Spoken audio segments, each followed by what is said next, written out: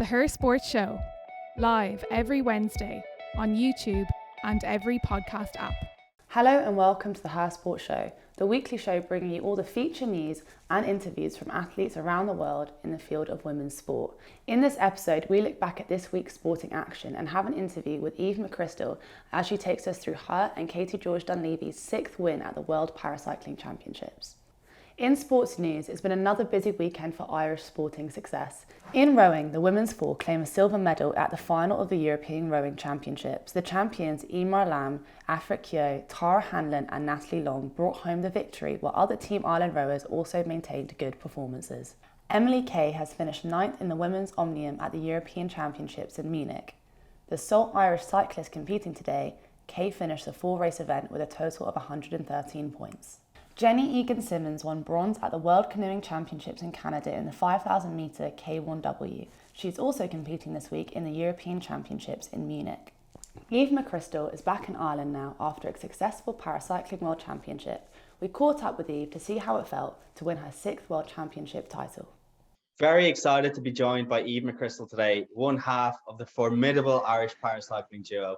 Just the multiple world champion and Paralympic medals for you. Eve, we're delighted to have you. Thank you for joining us. I guess we have to start with the gold medal. I believe your 6th world title.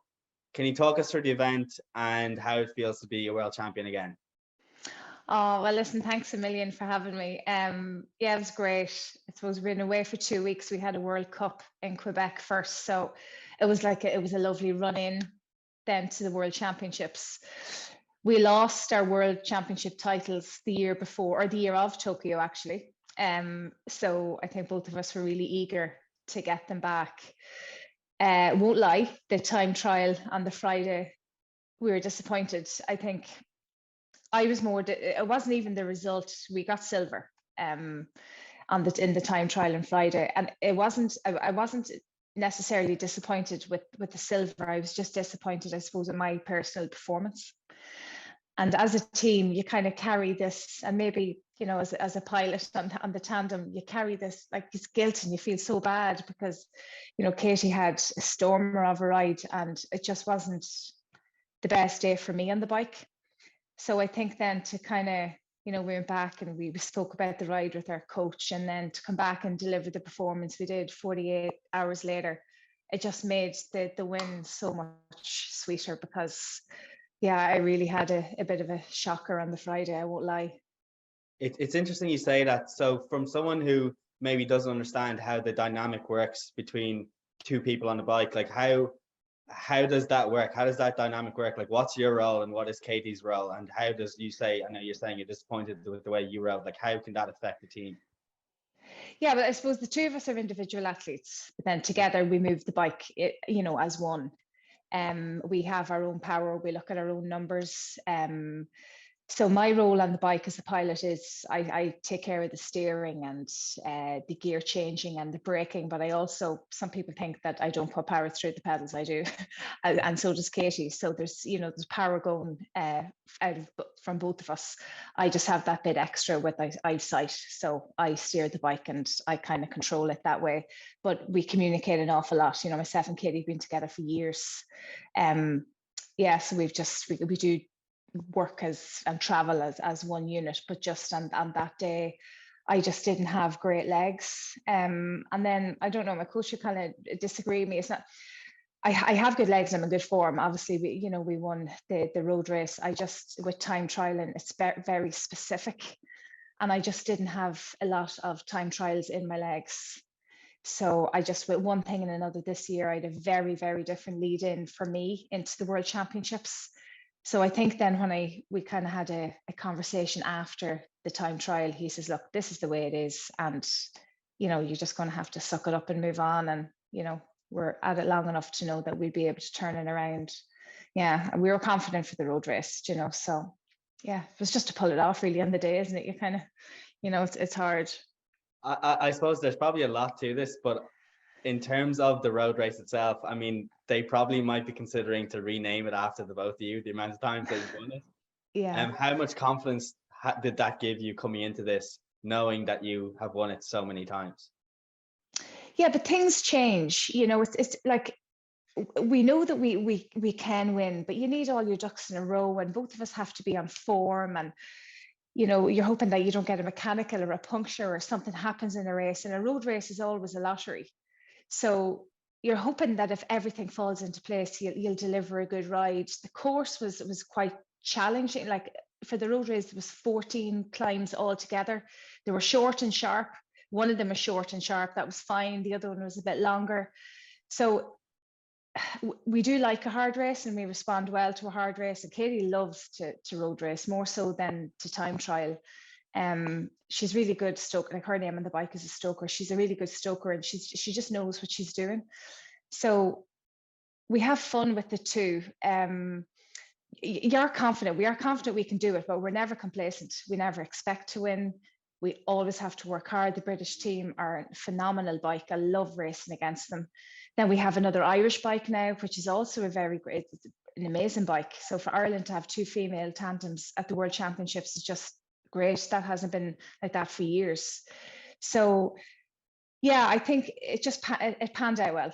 We made a plan mid-race, we had a tactic, and we delivered it, and we won, so yeah.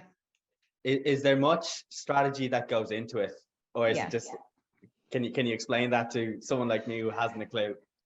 Yeah, I suppose you kind of have to read the race as you're riding it, and you have to kind of see how the other bike is on the hills and just how technically good they are, where you might get a gap. And we were doing 7 laps of almost, was it 9K circuit maybe? Yeah. So kind of as the laps go on, you kind of get a feel of how the other bike is riding and where you could maybe make a difference in the race. And then myself and Katie will actually, talk about it. I said, look, I think we should go here. And she says, I agree with you. And we did. So she will know exactly what's coming up. And the bike that we got away, the two of us, us and the British bike, they have beaten us every time we've come to the line in a sprint. They're a really good sprint bike. So we had to try everything to get rid of them. So we were never going to come to the line. And if we did come to the line, I don't think we would have won. Mm-hmm. So our tactic was to just attack them on the hill, and we did, and we got over the hill and continued it on. And yeah, it was a very hard last lap and a half, I can tell you. Yeah, it was very difficult, but we did it. And how do you celebrate something like that? You're just so relieved for a start. Like once you cross the finish line, I'm like, thank God that went okay. Like we train so bloody hard. Like it's a high performance sport. It's your whole life is revolved around the bike when you're training, your nutrition, your rest, everything for years. This is what we've been doing for years. So it's just relief that thank God, that you know what you've done, you know what you're capable of, and then for it to happen. And and Katie said it in her interview, every title means as much as the first one, like every single one, because you have to fight every year. There's always a bike coming behind you. So you never get complacent, and it pushes you on all the time. And that's what you want. You want competition, you want good competition, you want it to be hard and stressful and all of that, and feel all the emotions. And then to cross the finish line like that was just, relief. And I'd be so proud of us as a team then, because I know what we do, and for the whole team, for the whole Irish team, and like the lads behind us that worked tirelessly for 2 weeks, the mechanics, our coach, our physio, they're just working all day, every day for 2 weeks. So it's as much for them as it is for us. So you just be delighted, that you've pulled it off for the country. Absolutely. And I know the whole country is very proud and in awe of what you guys are achieving all the time. From a motivation perspective, are medals what drive you on? No, performance would drive me on, personal performance. If I or we lose a race, but we've got everything out that we could, I'm okay with that. The silver medal, I was just so disappointed, because I just felt that was my, and it was, that was my due, and I just did not show up on the day. But I couldn't be too hard on myself, because I know my lead in has been very different, and there's a transition year after the Paralympic Games that we didn't have this year, because of there's only 2 years now to Paris. So the qualification points came very quick. So the other time you kind of get that little bit of a break for a year, and that just, it just didn't happen. But I was okay then when I got my head around going, don't be so hard on yourself now, cop yourself on. You've had things, you can't just, be on top form all the time. But I knew it was there, and I knew I'd get it out in the road race. I just, not in the time trial. They're two different disciplines. The time trial needs a lot of specific work. Mm-hmm. And I know you mentioned the Paralympics there. We can't not touch on the success that you had. 2 gold medals and a silver. Has what you guys achieved sunk in yet? No, because like I never really think of it, because I just love it. I love training. I love racing. I love my partnership with Katie. I love heading away with the team. I love that there's a new female tandem, and then Ronan Grimes, who's been on the team for years, he got his gold medal. And I just love what I do. So it's not always about like, a whole load of medals. It's not about that. That's just like the cherry on top. But there's so much more that goes on underneath that I enjoy, So maybe when I step back and I retire, I'll take it all in. But yeah, I don't really think. I don't really think about it, because I keep trying to get better and stronger and faster. So I just don't really think about it.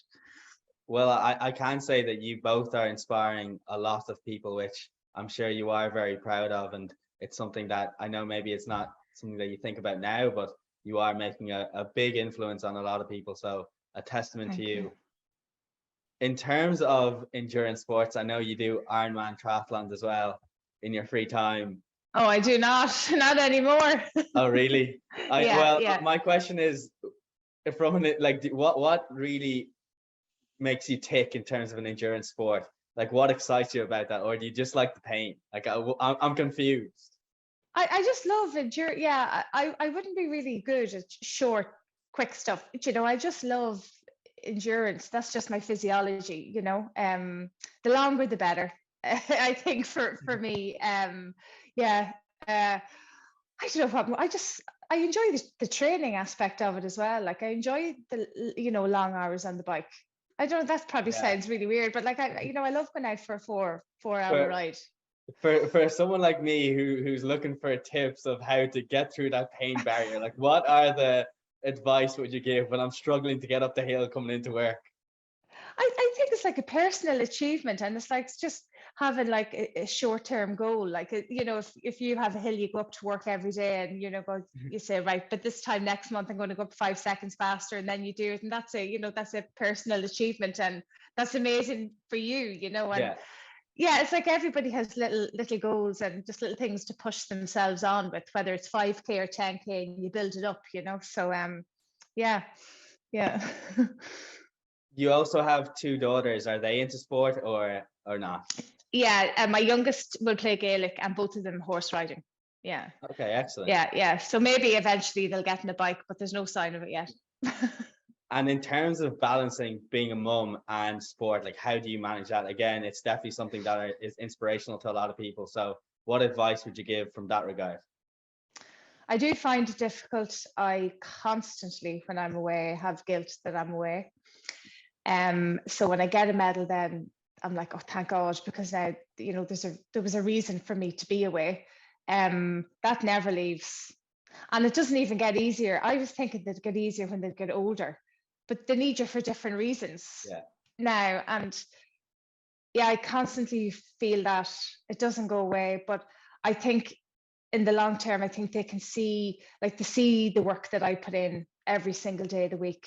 So I'm hoping then that when they get older, the kind of work ethic is there for whatever they choose in life, that you just kind of have to work hard at it. And I've shown that maybe, with a disappointment with a race, how you react to that disappointment. And it's not all fun and games. It's not all laughs, and there's an awful lot of tears. So I think they kind of see that, and I'm hoping that it'll turn them into strong-minded women, maybe whatever path they decide to go down, And from their perspective, do they realize when they see you on TV in the news, are you cool or are you still their mum? I don't know. I went out there because they're at the stables today, and all the kids kind of come out and they're all roaring and laughing, and congratulations. And they didn't seem to be embarrassed. So, but they don't know any different. I've been at this from they were like babies. They don't know any different. Yeah. So I suppose it's been their life as much as it has been mine, you know. So but I just hate going away. I just wish I didn't have to go away. And for mums who are maybe apprehensive or thinking of starting back sport, what advice would you give? I just think to start slowly. I think it's so important for a mum to just have time for herself. And even if it's just a half an hour in the evening, if it's just a walk, and as I said to you, like setting that short-term goal. I still do that. Like my next goal is October. I haven't even thought past October. You know, I'll think about that when I get to October. It's just that short-term goals. It kind of keeps you motivated. So it's like if they're going out to do a walk or a cycle or a run, that they're starting off at 1K and then kind of, oh, well, I'm going to get to 5K maybe by the end of the month. And I just think sport has given me so much more than any medal in terms of being a better mother, partner, you know, daughter. I'm just a better person. I'm in better form. It's given me so much more, and I think that's why I'm still in it, because I know what it does for me as a mother. But I do think it's so important for moms to do something for themselves. Even if it's just a half an hour. Absolutely, I think that's great advice. And finally, I know you'd mentioned October, so what is next for you? So we've the track worlds in Paris, actually, in the same velodrome that the Paralympics will be in, and that's in October. Yeah. Okay. So that's yeah. I've Rosnam on my own. That's me on the solo bike in a couple of weeks, and then after that I have the track worlds, and then we're into winter then. So we'll see. Across that bridge when we come to it. Yeah. All very exciting anyway, and we wish you the best of luck with what's coming ahead. Thanks for taking the time. Thank you. Thanks a million for having me. Thank you for tuning into this episode of the Her Sport Show. A reminder that you can catch up on this episode and every episode on our YouTube channel or social channels. You can also listen to it on a podcast from any podcast app. A reminder to keep involved in the conversation, and we'll see you next week. The Her Sport Show, live every Wednesday on YouTube and every podcast app.